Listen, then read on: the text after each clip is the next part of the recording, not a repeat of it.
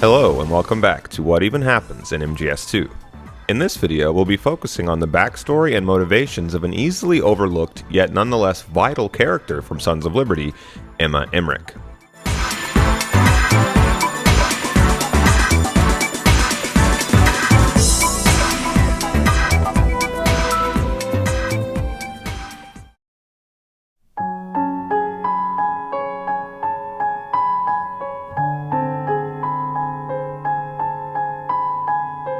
The life of Emma E.E. Emmerich is as short as it is sad.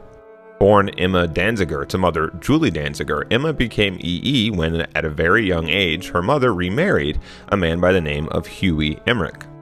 This marriage made Emma stepsister to Hal Otacon Emmerich, who was the son of Huey Emmerich and the brilliant AI specialist known as Strangelove, two characters whose backstories are of course fleshed out in later games.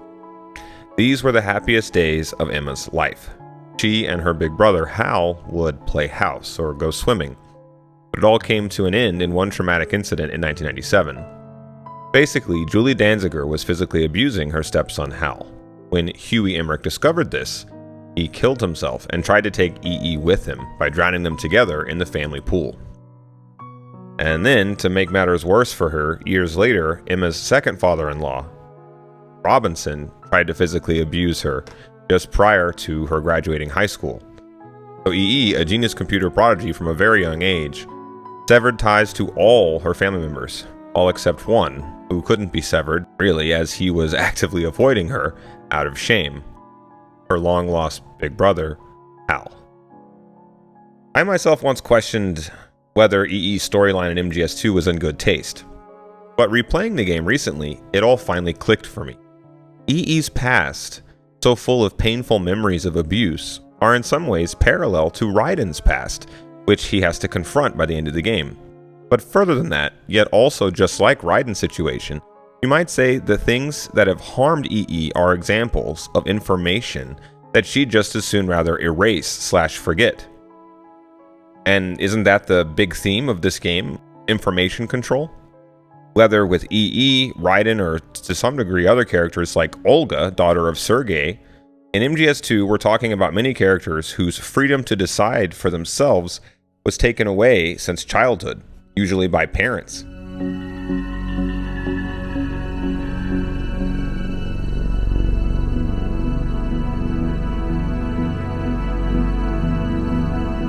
They are each in different ways haunted by the past, whether in the form of guilt, full-blown phobias like E.E.'s phobia of water, or denial like Raiden's.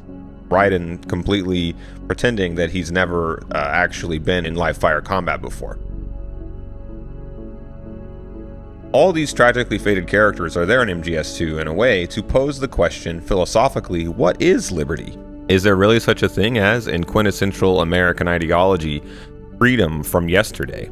Or is freedom, as the existentialists would say, a kind of curse, a responsibility to define for ourselves what will truly be remembered or matter tomorrow? In MGS2, as Snake basically comes out and tells us, by and large it's the latter. Freedom isn't an absence from consequences, nor strictly speaking is it something real, not in any hard sense. Not in Metal Gear Solid. Nobody, as E.E.'s tragic life demonstrates, is totally free from what came before, or happened before they truly had the freedom to decide for themselves how to live. We're all coming into stories that were started before we were even born. And also, as E.E.'s story shows, sometimes even when we think we're making free choices, they're often just reactions to things that we were forced to suffer through in the past.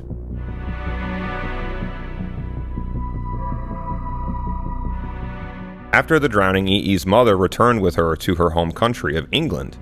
E.E. ends up going to Oxford University after winning a GCHQ, or Government Communications Headquarters, hacker competition. She seems to live in the memory and the shadow of her older brother, who hasn't spoken to her since that fateful day. Then, in January 24th, 2000, E.E. leads a group of hackers who caused the NSA headquarters in Fort Meade, Maryland, to shut down for 73 hours. Now, this attack, which makes Emma somebody that every intelligence agency in the world wants to recruit, ends up serving the Patriots' interests because it will motivate Washington to move data gathering operations someplace standalone like Arsenal gear. EE's partnership with the Patriots doesn't formally begin until after the Shadow Moses incident and the Y2K crisis.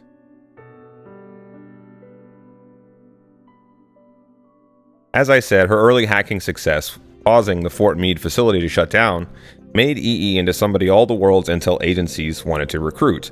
But the Patriots, in typical fashion, managed to exploit EE's hatred and love for her brother to bend her to their will. She has complicated feelings for Otacon, and it's sort of like her weak spot.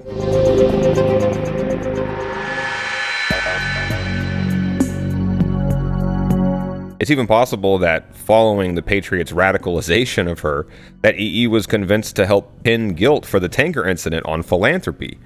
Though it's not really clear to me if the person who sent Snake and Hal's NGO the tip about Metal Gear Ray was really EE or just Ocelot using her name as her proxy.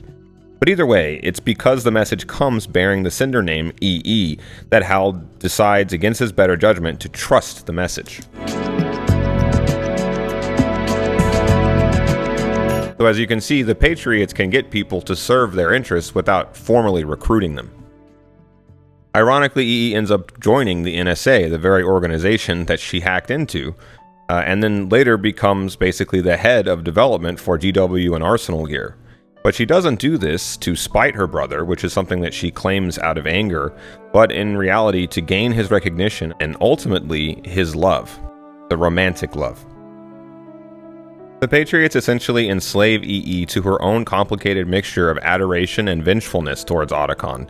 They use his involvement in the 2005 Shadow Moses incident to manipulate her into joining the NSA, and eventually, like I said, even heading the development of the Patriots' Selection for Societal Sanity, or S3 plan's hardware, the neural network AI named GW.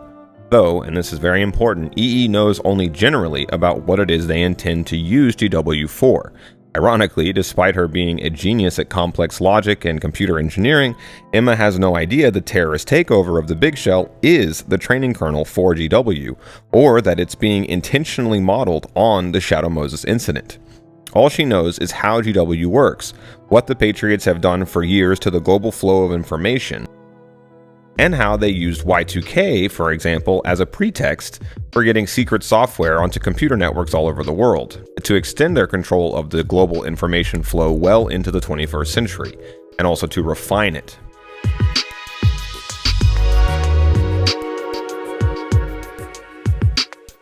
He's brilliant enough to put together that GW will be the Patriots' singular tool in shaping the world's entire sense of reality. But Emma's so deep inside the whale, she doesn't see her own sense of reality is itself already being warped by the Patriots.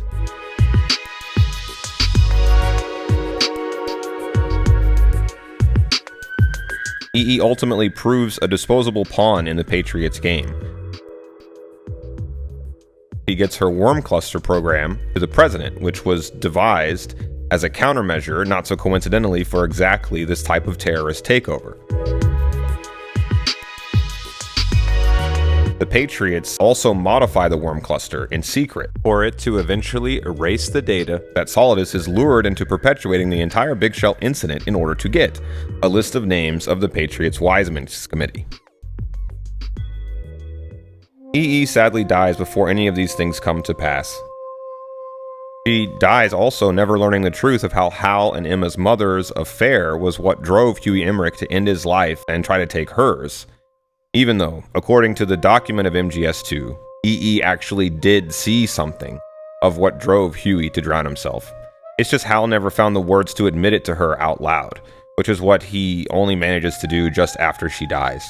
Sadly, of course, that's far too little too late. EE dies without ever getting to hear Hal even call her by her proper name. And while we're on the subject of the document of MGS2, the script also reveals that EE's lying about not being able to move her legs, just like Peter Stillman. In reality, what she was injected with was truth serum.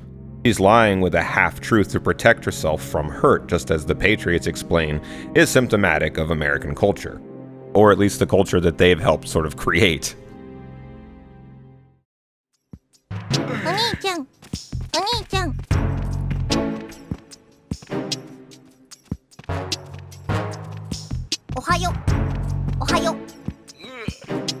EE also dies before her worm cluster, which is modeled on the gene targeting of FOXHOUND, manages to overcome GW's antibody agents. But because of her, the terrorists lose. The day is sort of saved. And it won't be until the events of MGS2 that EE's virus will help Sunny complete Fox Alive, and by proxy help take down the Patriots for good. But that will be long after EE is dead, and she will still die without truly knowing love.